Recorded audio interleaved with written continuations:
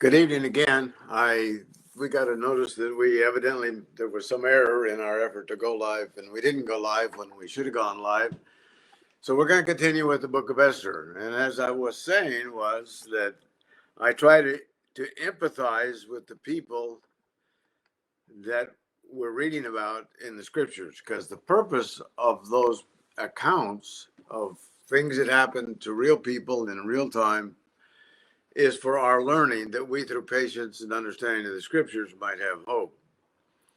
It's also important that as we see them make decisions to deal with certain situations and they make the wrong decisions, then we would learn from, as somebody told me years ago, I don't know who, that you got to learn from other people's mistakes because you won't live long enough to make them all yourself.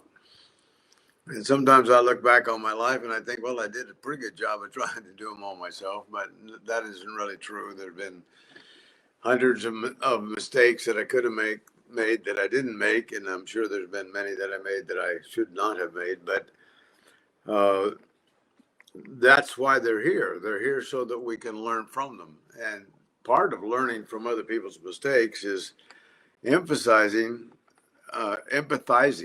rather, with the things that they undoubtedly felt as they traveled through life in whatever situations they had to face. In our following Esther through the book of Esther, uh, she's gone through quite a bit, actually. When you look at her life, she was, as a child, orphaned, and that's not a very positive thing for very many people. It might have been if things were really bad with her parents, but in most cases, that's not a positive thing. Uh, she was raised by a cousin, and that could or could not be a positive thing. It all depends on the situations. But for her, it was, I believe, a very positive thing.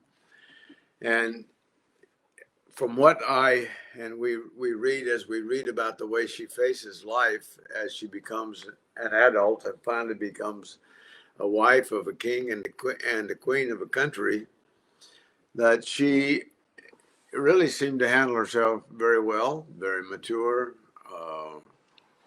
And in the part of the story that we're going to look at this evening,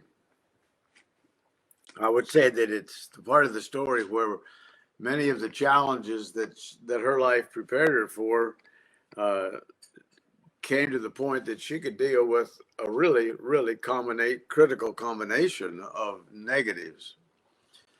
Uh, Whatever negative or positive it was in her, losing her parents at a young age and then being raised, her part of the tribe of, of the nation Israel was in captivity, taken captive. The grandparents of her and her cousin were taken captive by uh, Nebuchadnezzar, and they were still there in that land, that country.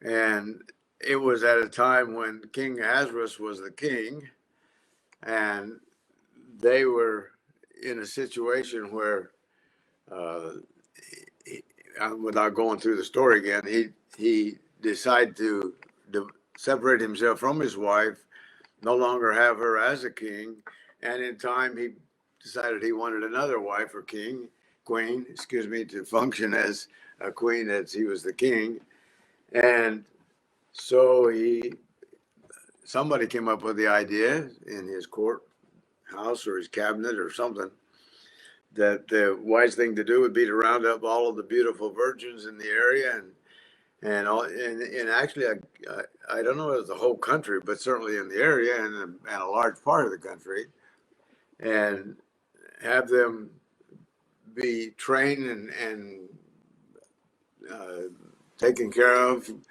for a year, and then spend one night with him, and then he would decide after that whether he wanted to have any more to do with them or not. Well, that's the whole thing is just a little bit traumatic. We think about people falling in love and they get married, loving each other, and they have a degree of knowledge of each other's personal knowledge of each other from visiting and talking and communicating. And then one of them suggests that maybe they should get married. Typically, it's the man that asks the woman to marry him. And they do. And hopefully, as the years go by, their marriage will be sweeter. They'll get to know each other better, and they'll be able to work the rough spots off of their personalities on each other. And they hopefully will have children, and they'll bring them up in the nurture and admonition of the Lord. But in this case, you spend a year being, I guess, anointed would be the way to say it, with one form of myrrh, and then another time you're another herb, and these are for your physical beauty and cleansing. And I am assuming that there would be some training to be the queen of the land, and some idea as to what the king of the land was going to want from you as a woman and as a wife and queen. But so Esther went through all of that, and she becomes the queen. And then there's a gentleman that has become the number 2 man under her husband, the king, and his name is Haman. Haman's not an uncommon thing to find Hamans, that type of people, that personality, that outlook on life. For the nation Israel was not an uncommon thing for them to find. Today, the nation Israel finds themselves in a position where there are people who would fit the role of Haman very nicely.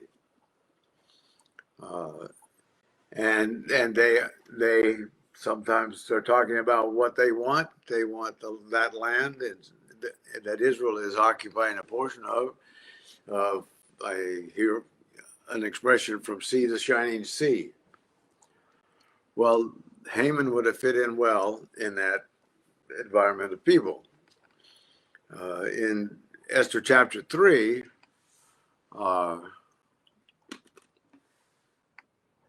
Haman had gone to the king because he was pretty upset about Mordecai, the man who raised Esther, and the fact that he wouldn't bow to him and scrape before him, since even though he was the number 2 man of the kingdom. And so he goes to the king and asks for a decree, and the king says, go ahead, you write it. But what he wanted to do was exterminate these people that he reported to the king had different laws than the nation that King Ahasuerus was king over. They have different laws, and he added that, and they don't obey your laws.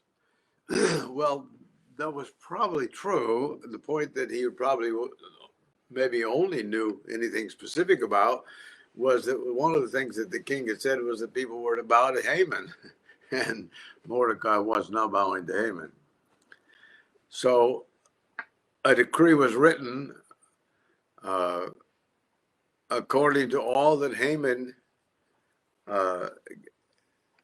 commanded to the kings, the satraps, the governors that were over every province, to the officials of the people, to every province according to its script, and to every people's in their language, in the name of King Ahasuerus. It was written and sealed with the king's signet ring, and the letters were sent by couriers unto all the king's provinces. Now then, that wouldn't, in most cases, probably bother the queen at all, or she probably wouldn't even get too interested in it. But as it turned out, Esther was, of course, a Jew, an Israelite. She had been advised by her cousin Mordecai not to reveal that fact to anybody, and she hadn't, out of her respect and appreciation for Mordecai.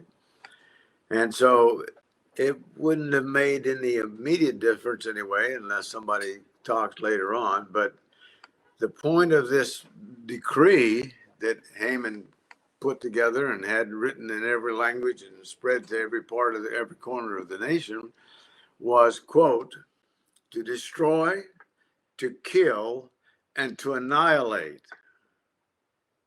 Okay, that's 3 points. And it's interesting, there's a number of 3 points that are made in this discourse.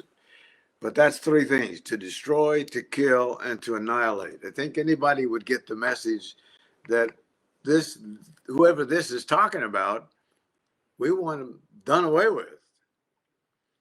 Destroyed, killed, annihilated. And the text says to destroy, kill, and to annihilate all the Jews.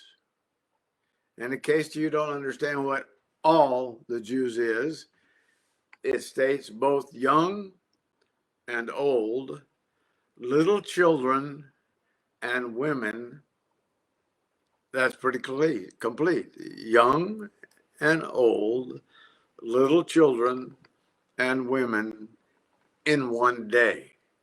So this was one day of annihilation, or one day to annihilate, to the best of their ability, all of these people that had been taken from the land that God had promised to Abraham, Isaac, and Jacob into the land of Persia, basically. And they were to be killed in one day. And on a specific one day, on the 13th day of the 12th month, which is the month Adar, and to plunder their possessions. So they were all to be killed, and their possessions were to be taken away from them. That's the content of the document that was distributed throughout that nation, that was relevant to Esther due to the fact that she was one of those people. She was one of the Jews that lived in that land. And the 14th verse of the 3rd chapter of the book of Esther says a copy of the document was to be issued as law in every province, being published for all people, that they should be ready for that day. So on every Jew and every Gentile that wanted to kill Jews would be looking forward to a day when they were told that they should destroy, to kill, and to annihilate all the Jews. And as I said, that's not far at all from the attitude of some people today in the world in which we live. Some people today, even in the United States of America, which as a nation has been very supportive of Jews as long as it was officially recognized by the other nations on the earth as a nation, and a portion of the land that was promised to Abraham, Isaac, and Jacob, they've been allowed, and in some cases others have been forced to allow them to live in some portions of it. That's been the history since about somewhere in the 1940s. And there are people, were then, there are now, people that would go right along with Haman's decree that they should be killed, destroyed, and annihilated, all of them. Both young and old, little children and women. And there have been times when there were people killed across that spectrum of population. And they would like for that to be some kind of a worldwide law, some people would, in the world in which we live today, to do away with the nation Israel. But think about Esther, because that's what we're talking about. If you had been born into this world and lost fairly young in life, very young in life, as best I understand, as a child, the 2 most important things that a person has in their life at that point, and that's your parents. You lost them both. How they were lost, we're not told specifically, or at least as far as I know, we're not told specifically. You were befriended by a cousin who raised you as a father would raise a daughter, and you respected him, and he cared for you, and he looked after you, and he advised you, and as you were selected to become queen, he was always in the out in front of the building in which you were housed, and did what he could to maintain contact and to let you know he was concerned and with you and for you. And now you are about to lose everything, including your own life. Now, then, the fact that up at this point nobody knew you were Jew, you weren't personally threatened by anybody or considered to be in line for being exterminated or annihilated by anybody. But the odds are very good that somebody would find out that you were really a Jew, and then what? So the uncertainty, the fear, the anguish almost at the prospects of even if I were to survive, what about my cousin that raised me up, an older man that, and what about others of my nation and my people? And again, what about the promises of God's protection and all? And yet there's going to be a decree that was issued in the name of the king, and I'm his queen, and I'm scheduled to be annihilated. That's pretty shaky, pretty scary. But like I say, as the story develops, at first she's not really aware of that, but that decree has been spread and is being spread. Because we're told in verse 15 of chapter 3 that the couriers went out, they hastened by the king's command, and the decree was proclaimed in Shushan, the citadel. So not only was it spread all over the country, but it was right there in the city where the king's quarters were and the queen's housing was, and where her training had taken place in preparation to be queen, right there where she was. So the king and Haman sat down to drink, but the city of Shushan was perplexed. In other words, apparently everybody wondered what's going on, because the Jews had lived there. They'd lived there and basically become somewhat settled and at peace with the nations around them, and the people around them.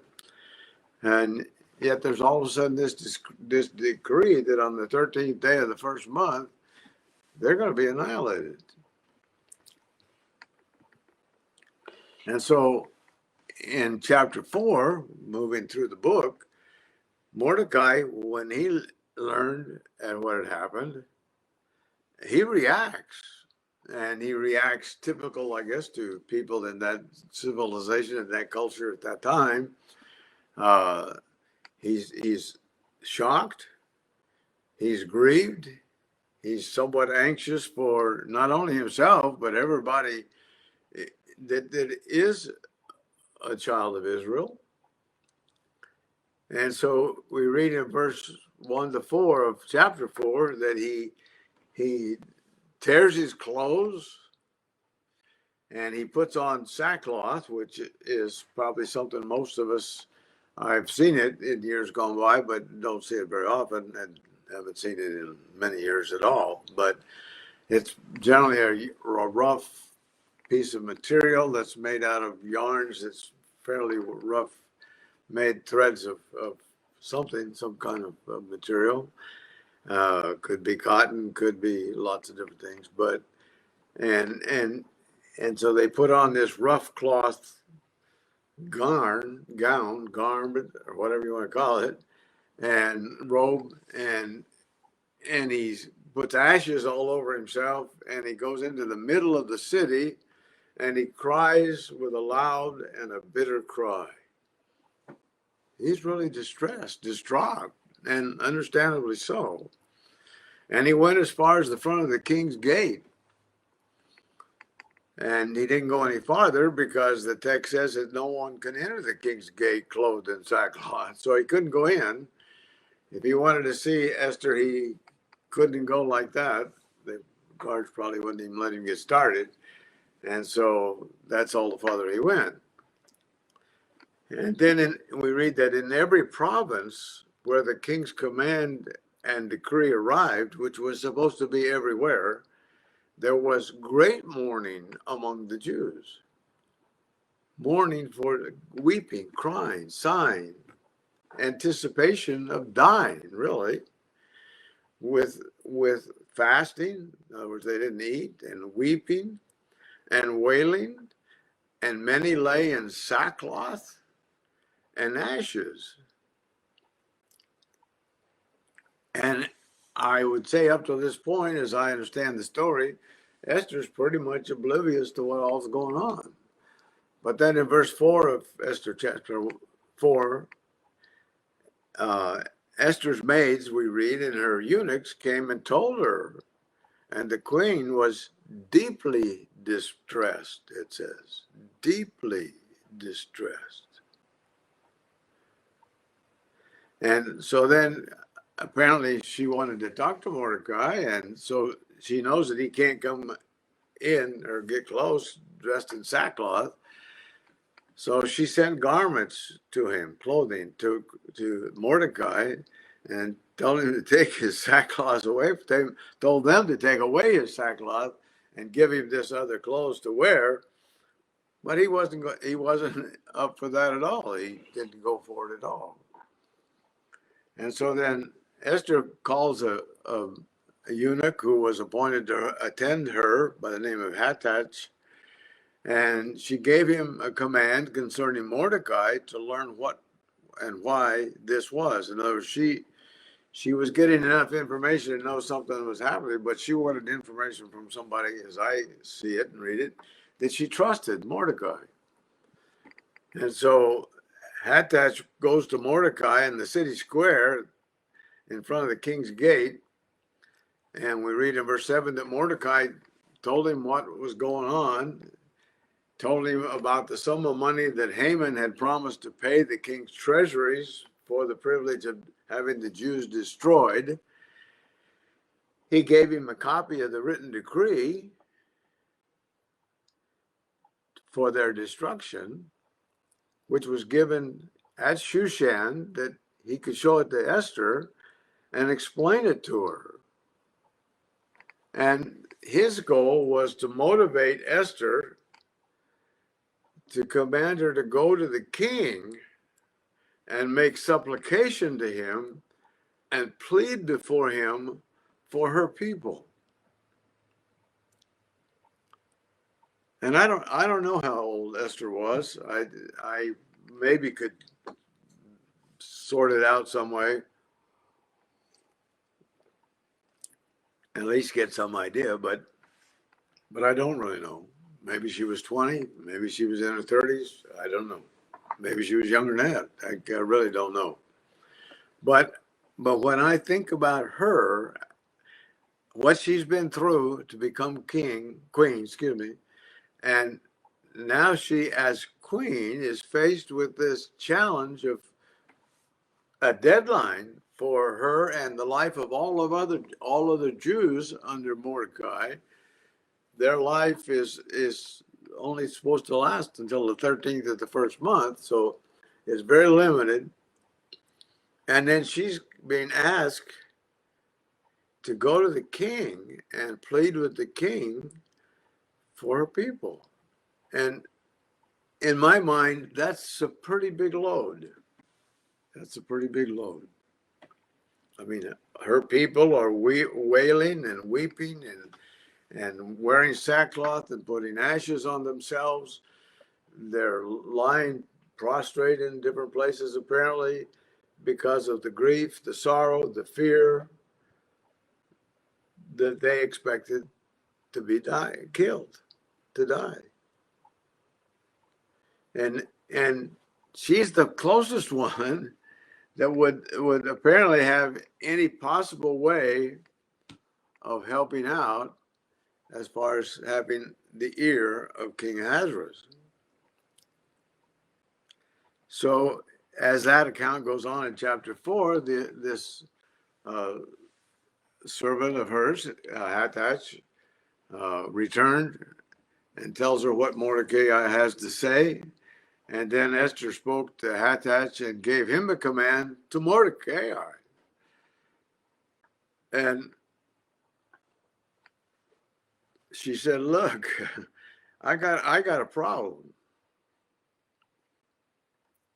Anybody that, just because I'm the queen, I don't get to go walk into where the king's palace is, or king's seat is, and talk to him just because I want to.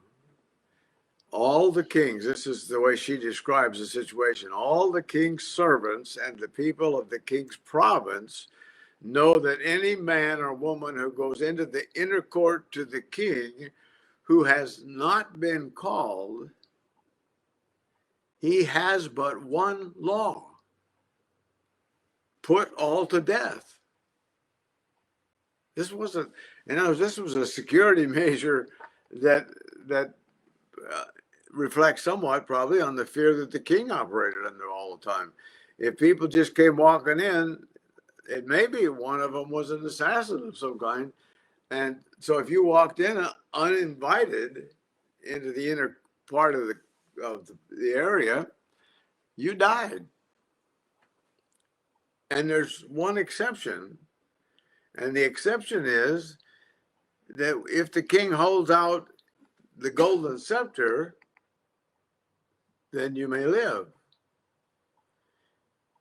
And then she adds to that information that she passes on to her cousin Mordecai, yet I myself have not been called to go into the king these 30 days. So I don't know that means they've never they haven't been with each other to talk or communicate at all for the 30 days, or she's never gone before the king that way, therefore would be treated that way. I don't know exactly what that's saying, but I'm inclined to think it's saying, well, there's never been any opportunity for me to have any private conversation with the king for 30 days.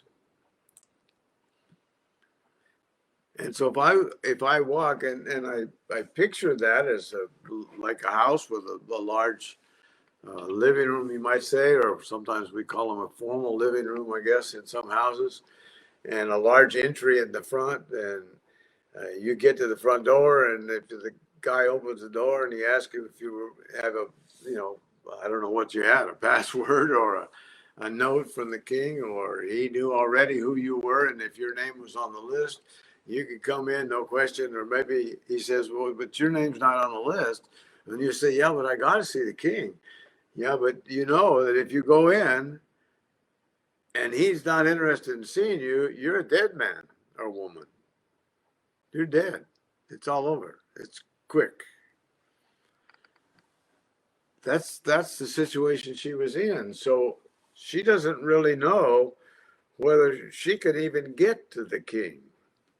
She may die trying. I don't know whether that's where the phrase came, I'm going to die trying, but that's what the fact was, that she might die trying. Now, it's really critical when you read this account. To me, it's critical that you have to realize God has promised some things to Abraham, Isaac, Jacob, the children of Israel, the Jews.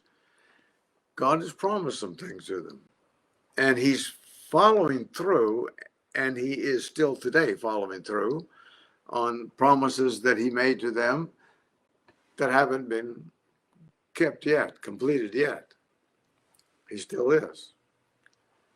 But I think that it would be so beneficial to political leaders if they would read the book of Esther and believe that there is a God that looked after Israel in the time of Esther, in the situation where that portion of Israel that was under the reign of King Ahasuerus were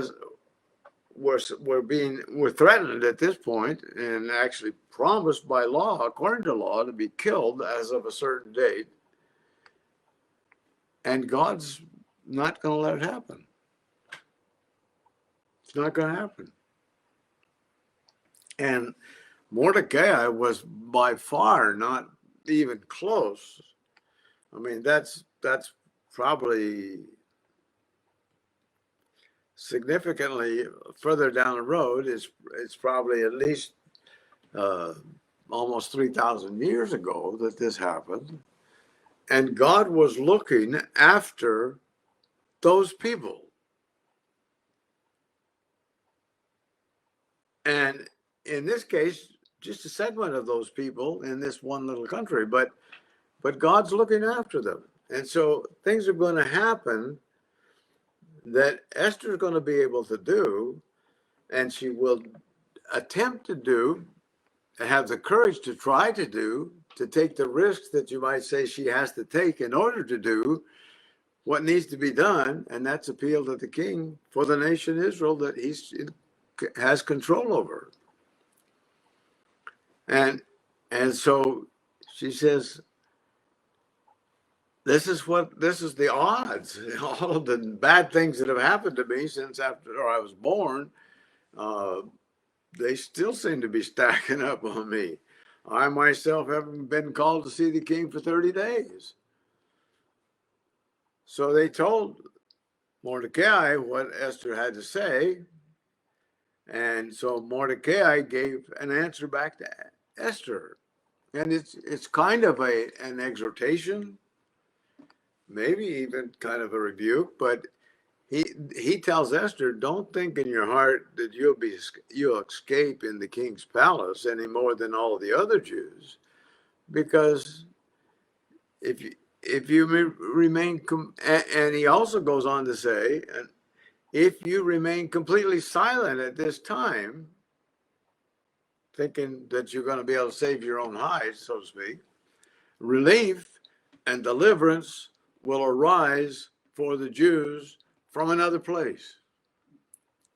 See, it's interesting that Mordecai, he says, Esther is, if you think that just by being quiet, you're going to slide through this and not get hurt, that's not going to happen. But on the other hand, if you're not willing to take the risk, motivated by your love for God and your confidence in his word and the nation Israel, your brothers and sisters, if you're not willing to take the chance, then God's going to relieve us, going to protect us, going to look after us from some other place.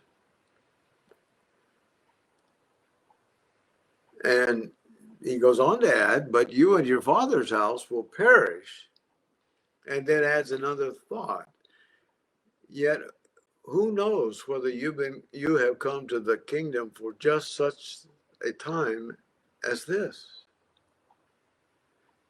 In other words, when you look back on your life, Esther, for you to come from being a poor orphan to being the queen of the land, it may be that's why God saw fit to see you promoted to this place for this time and this day and this need.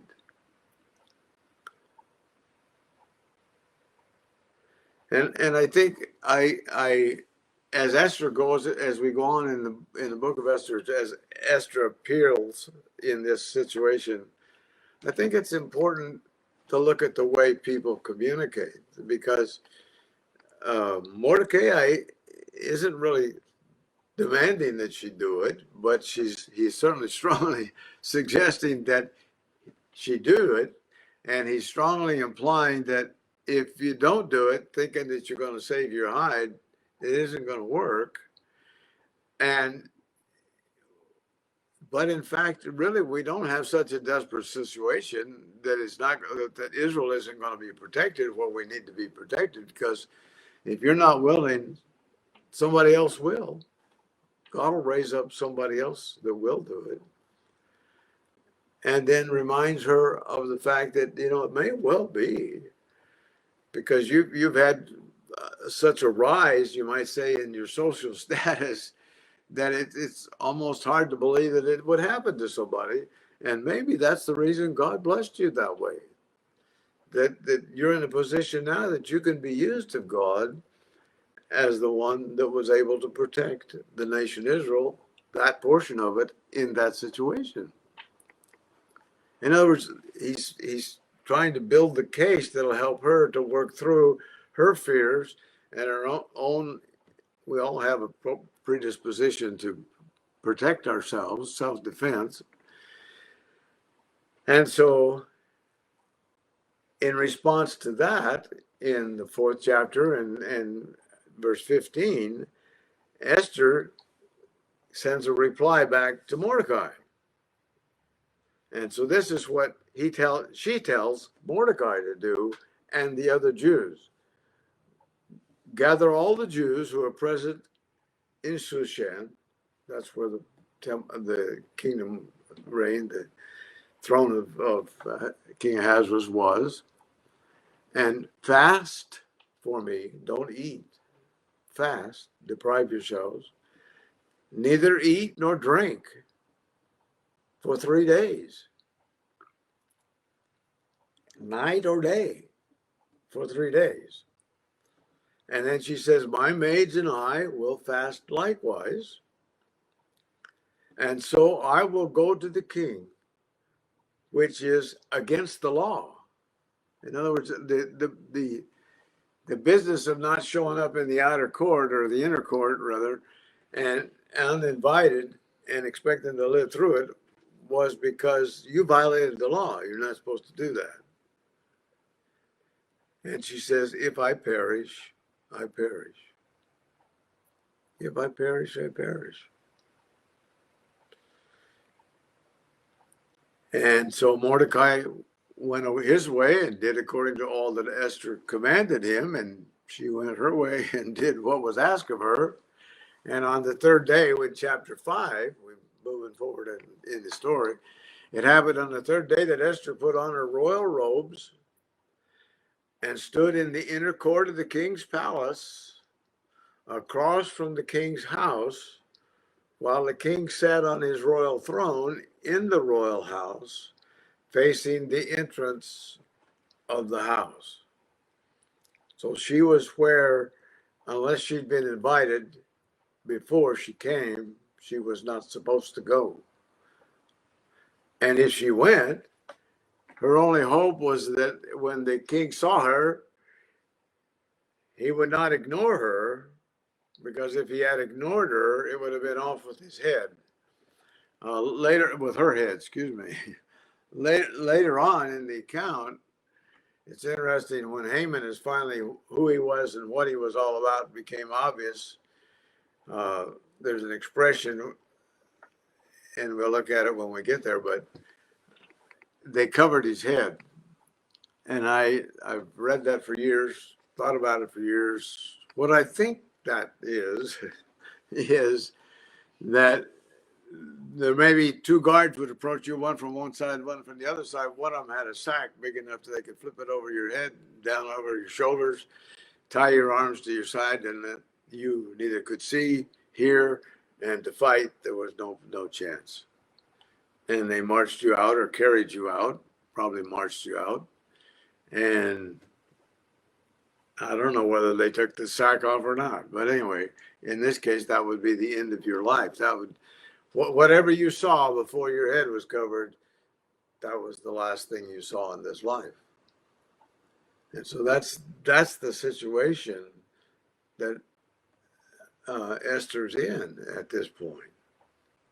That's. I mean, it takes a lot of commitment, a lot of, I don't know whether courage is the right word, a lot of confidence in God in this case, and his promises to Israel in this case, even though they were in captivity at this time as a nation and as tribes of the nation, because they sinned against God. And he'd promised them that if they sinned against God, there was going to be a price to pay. He was going to curse things, and things were not going to go well. And that's where they were living. But still, he promised to not let anybody take them out either completely.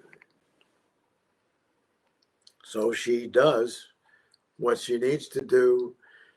On the 3rd day, after they fasted and prayed, Esther put on her royal robes, stood in the inner court of the king's palace, across from the king's house, while the king sits on his royal throne in the royal house facing the entrance of the house. So it was, it says, the text says, when the king saw Queen Esther standing in the court, that she found favor in his sight. Okay, who affects our thoughts sometimes? Who motivates us to think one way or the other? Well, there's two spirits that work on all of us at times. There's Satan, and then there's the Spirit of God. And I don't think it's any trick at all for God to modify the emotions, the thoughts, the feelings that King Ahasuerus potentially could have towards someone that entered the inner area of the throne room and was not invited in advance. And when he looked at her standing in the court, she finds favor in his sight. I think God had something to do with that. And the king held out to Esther the golden scepter that was in his hand. And Esther went near and touched the top of the scepter. And the king said to her, "What do you wish, Queen Esther? What is your request? It shall be given you up to half the kingdom." Now, that's an expression that's often quoted coming from kings and people in that kind of a situation. And I've always wondered if they really mean that they would give that person, if it's a queen, the queen, half the kingdom, if that's what she asked for. Or is that just one of those things like when people ask us, "Well, how you doing?" "Oh, I'm doing fine." Well, what's that mean? It really means nothing. It may mean I don't want to tell you how I feel, you know. But it's. I wonder if it's not an expression like that really doesn't carry a commitment. It's just an expression. But anyway, that was his expression. That's a very positive expression. And it's interesting. I spent a fair amount of time this afternoon because things been going around here away. My thoughts have been jammed up with a lot of things, but thinking about Esther in anticipation of right now, and what the fear that she must have had, the anxiety, I mean, if you get a chance to talk, what are you going to say? How quickly can you get the point across? How would you, will tears be what brings you to have empathy for my people and for my life and what's happening, or what should I do? And I think the tendency would be for someone that could get this far, and you might say this endeavor, to try to make an appeal for the nation Israel in the ears of King Ahasuerus, that Haman had motivated him to sign a decree declaring that they should be exterminated, would just be to jump in and talk how wonderful the Jews are, how they've been somebody trying to kill them off, that you can't do this. This is a terrible thing. I'm your queen, but I'm actually one of those people that they want to kill. Man, I don't have long, and I don't know what's going to be the end result. So I want to say as much as I can and pitch as hard as I can. Maybe that's what she thought of. Maybe that's only a thought that I would have, but that would be my thought. Should I do it that way, or should I do it some other way? Is there some other way that I could build a rapport or an empathy with me, or reminding of what we've got together as king and queen and husband and wife? How am I going to do this? And to me, it's really interesting how she did it, because it's not probably the way I would come up with. And so the king says, "What do you want, Esther? I give you anything, including half the kingdom." Well, he sounded like he was in a very good mood and very generous feeling. And so Esther answered and says, "If it pleases the king, let the king and Haman come today, to a banquet that I have prepared for him. Well, that's completely off subject. No, it's not off subject. It's recognizing the fact that I don't want to just rush in and start pitching my fears and my anxiety and my disappointments and frustrations and try to convince you of the benefit of the Jewish people to you and your nation. And I don't want to do that. I want to build some kind of rapport so that we can have some opportunities. Maybe I'd like for us to have time to visit together, talk together. And she had the courage to invite not just the king, but the king and Haman. And it would be really hard not to think that dirty, low-down skunk. He goes around here acting like he's a wonderful, happy-go-lucky guy, and he's doing good for everybody and helping the king, and he's trying to destroy all of the Jews. So how can I best do this? Well, so she chooses to invite them to come, as it turns out, as I read the account, that afternoon to a banquet that is actually a banquet of wine that she prepared for them. So the king said, bring Haman quickly, that he may do as Esther said. So the king and Haman went to the banquet that Esther had prepared. No pitch at all for the cause at hand. She's just being friendly, kind.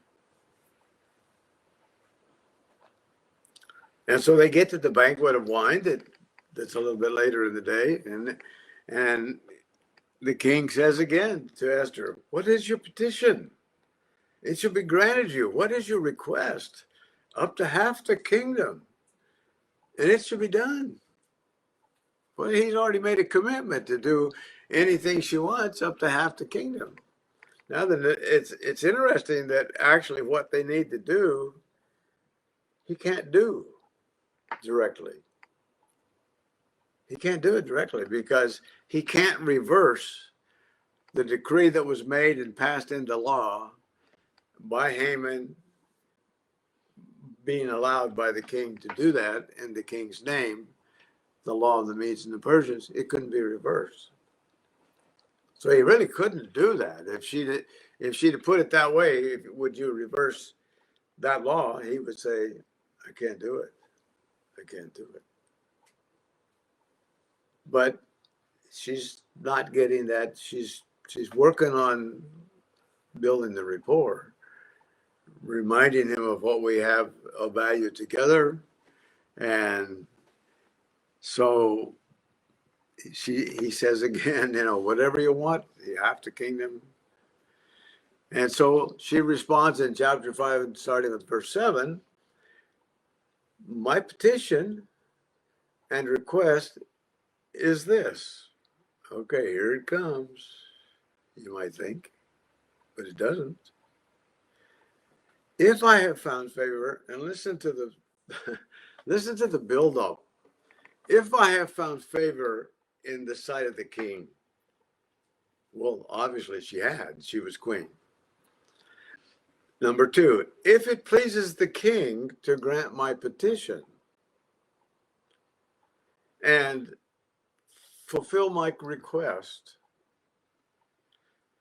then let the king and Haman come to a banquet which I will prepare for them, and tomorrow I will do as the king has said.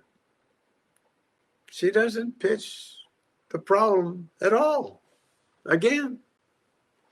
And she invites Haman again.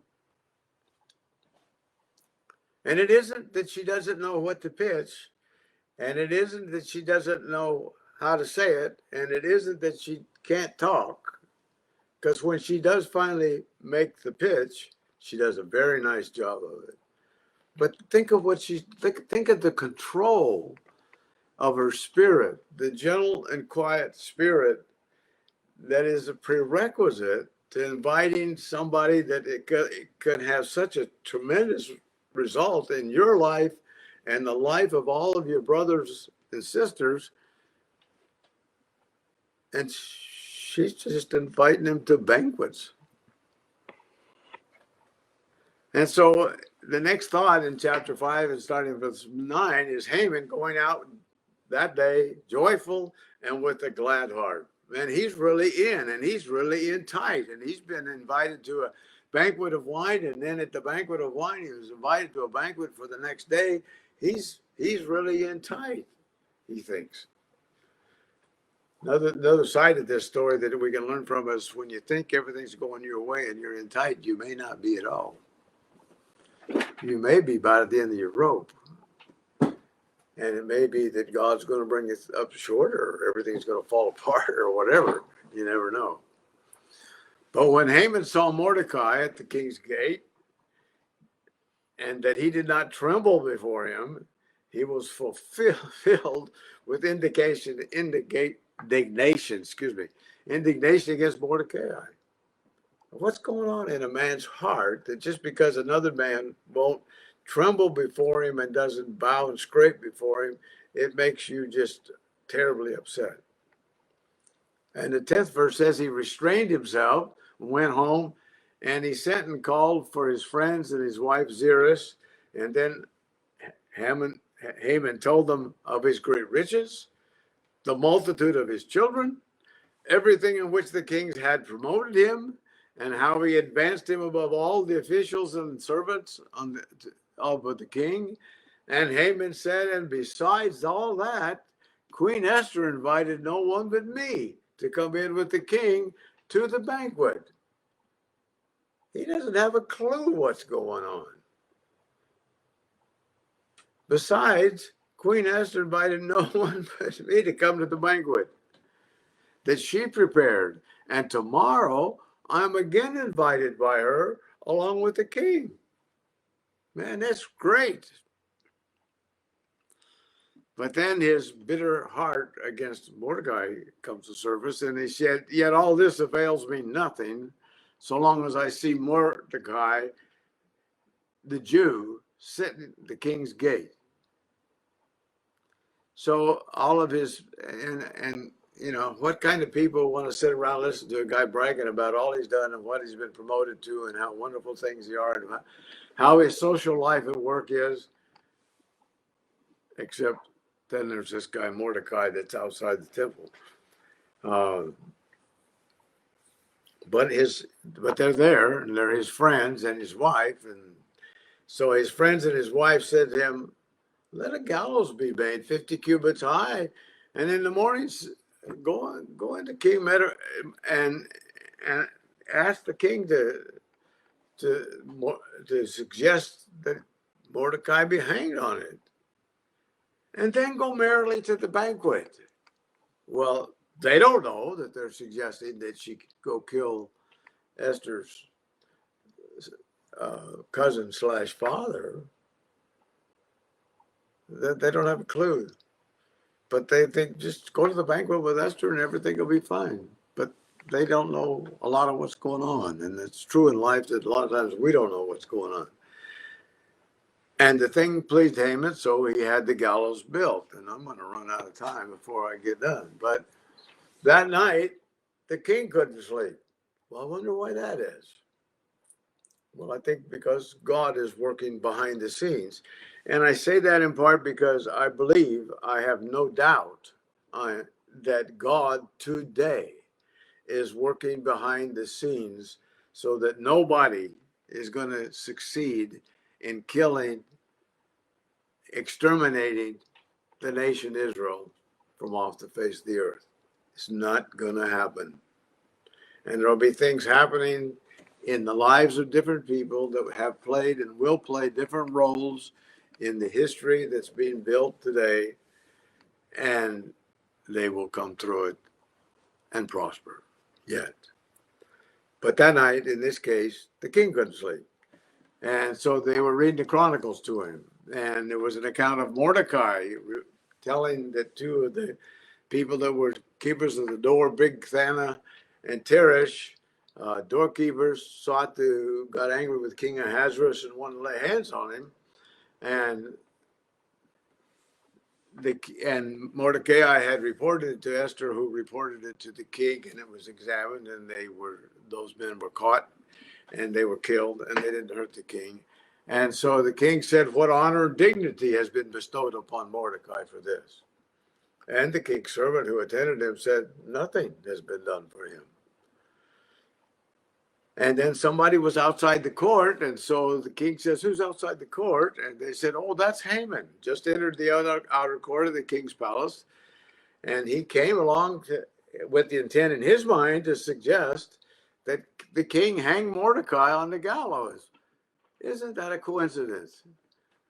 They've just read the account in the Chronicles of the King that Mordecai had saved the king's life, and now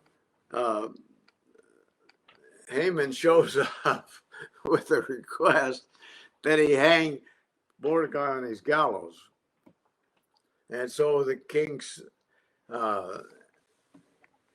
servant said to them, "Haman's standing in the court," and the king said, "Let him come in." So he comes in. And so then the king asked Haman a question. "What should be done for the man whom the king delights to honor?" Okay, put this all together with Haman. What kind of person would be asked a question like that and immediately think, "Oh, he wants to honor me"? Or immediately have an answer because you answer what you would want done for you, and you think that's what's going to happen. Instead, what's going to happen is Mordecai is going to get the honor that Haman wishes he got, and Haman's going to have to give it to him. And so Haman answers. I mean, I would think you'd ask, "Well, I kind of need to know who you're trying to honor. Is it a man or a woman? Is it somebody that's a relative or a friend, someone who works in the corps, a soldier maybe, or an officer in the military? What kind of a person are we trying to honor?" I would think that would be what any smart man that would have risen to that height of being number 2 man in the kingdom would have asked some more questions before he shot off his full mouth. But Haman wasn't that kind of a man. So Haman came in. The king asked him, "What should be done for the man whom the king delights to honor?" And Haman is thinking in his heart, "Whom would the king delight to honor more than me?"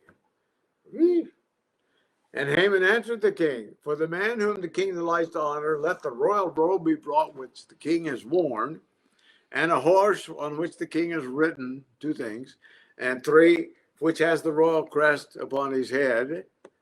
And let this robe and horse be delivered to the hand of one of the king's most noble princes, that he may array the man whom the king delights to honor, and then parade him on horseback through the city square and proclaim him, 'Thus shall be done to the man whom the king delights to honor.'" Thinking it's him. What does that say what he would like to be? He'd like to be the king, I think.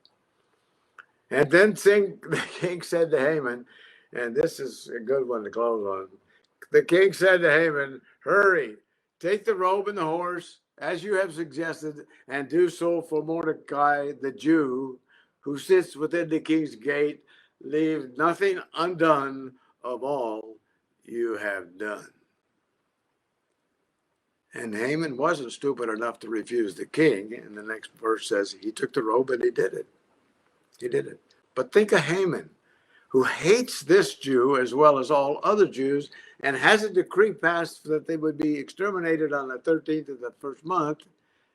And he has to lead this man whom he hates through the city, saying, "This is what would be done to the man who the king would like to honor, dressed in all the clothes and finery that Haman would like to be led through the city wearing." God has protected the faithful. God will fulfill the promises that he's made to Abraham, Isaac, Jacob. And in the meantime, he will fulfill the promises he made to Abraham, Isaac, Jacob, and their leadership through the years, both to bless when they serve him and to curse when they disobey him. But it is important to remember that's not the promise that God makes for the nation with the church, which is Christ's body. That's a promise that he made with the nation Israel. And for us, we're blessed with every spiritual blessing in heavenly places in Christ Jesus. And I'll pick it up again here this coming Sunday. May the Lord bless you. Goodbye.